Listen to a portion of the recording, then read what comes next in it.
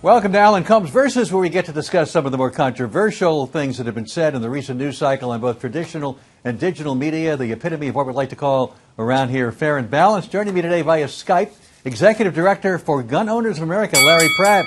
Hey, Larry. I don't see a gun there. I don't see you packing right now, so at least you're keeping it out of sight. We'll keep you safe, no matter. Do you think President Obama wants to confiscate guns? Well, that's kind of been his record. He's done everything he can to advance the control of government over gun owners and their firearms. But confiscate, what evidence is there that he's... Because I know you've said a number of things recently on various radio shows. What evidence is there that he ever wanted to confiscate guns?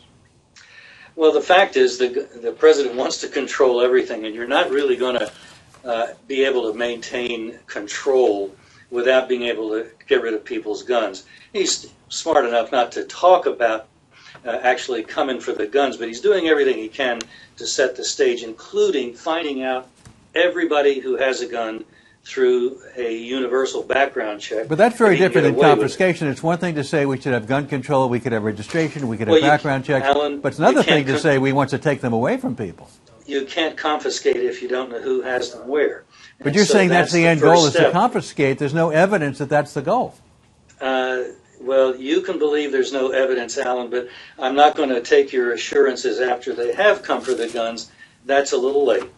So you're concerned that that's going to happen. You know, Ben Carson recently said, infamously in my view, that if Jews had guns during the Holocaust would have been diminished. Do you agree with that? A handful of guns in the Warsaw Ghetto held the Nazis off for a good month. It cost them an enormous amount of money and actually contributed to the hastening of the Western victory. Had the Jews had really good amounts of armament, they could have given the Nazis a real headache for a prolonged period of time. Well, you know, and in fact, had they had that determination to fight long before the ghetto, it might have been an entirely different story. You know, Larry, I got to tell you, that's an extremely offensive position to a lot of Jews and also historically inaccurate. Let me just put up on the screen here for a second what the Holocaust Museum says. It's only offensive to liberals, Alan, who don't believe in self-defense. Well, here's what the Holocaust Museum says. Many Jews throughout German-occupied Europe attempted armed resistance against the Germans. As individuals and groups, Jews engaged in opposition to the Germans and their Axis partners. Resistance units operated in France, Belgium, Ukraine, Belarus, Lithuania, and Poland. Jews also fought in general French, Italian, Yugoslav, Greek, and Soviet resistance organizations. To suggest that Jews were not prepared or willing to defend themselves in that way against a brutal dictator is just not accurate.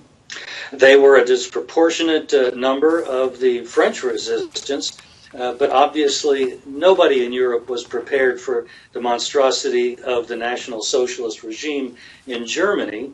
They had their guns all registered, and so when the Nazis swept into country after country, first place they went was City Hall, get a list of who had the guns, and go collect them. Not a good plan. And you think Obama would do the same thing here, register guns and come to your house and take your gun away?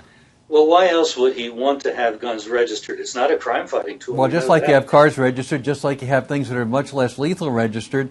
Now, you know... And that's a revenue measure, Alan. That's not something you do on a constitutionally protected item that you're not supposed to be taxing, because if you can tax it, you can put it out of existence. According to the Brady campaign, I know you don't agree with their agenda, but if you look at the numbers, 31 Americans are murdered with guns every day, 151 treated for gun assault. In emergency rooms, 55 people kill themselves with a firearm, and 46 people shot or killed in an accident with a gun.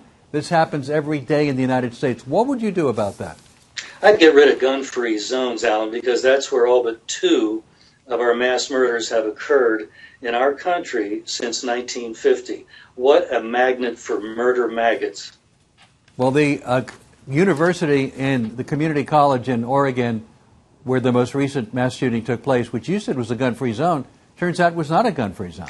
Actually, Alan, the student policy manual said explicitly, you're out of school if we catch you with a gun. State law said you could have a gun. Student policy, university policy said you're out if you have one. But it was not a gun-free zone. It was not a declared gun-free zone. And therefore, if you wanted to remain a student in good standing, it was a gun-free zone. And in fact, one veteran who was there said he was glad he did not take action, even though he had a gun, because there would have been great confusion and chaos, and the authorities might have confused him with a perpetrator. You know, Alan, if he'd been able to get to the scene of the crime, he would have known immediately who was the bad guy, because that was the guy standing with a gun. Everybody else was either on the floor bleeding or hiding somewhere. So you think more guns is the answer? No problem for an armed good guy to do something before the cops got there. There were armed good guys at Fort Hood. There were armed good guys no, they weren't, Alan. That was at the a Navy gun-free base in zone. D.C., and those guns didn't do Fort any good. Hood, Alan, no guns allowed. A gun-free zone as all But of there our were military guns there, installations. and people didn't use It's them. incredible. Larry, We disarm our military. I, however, do appreciate your coming on here tonight. Thank you so much. Larry Thanks, Pratt, be sure to follow Larry on Twitter at Larry Pratt. I'm Alan Colmes. Thank you for watching.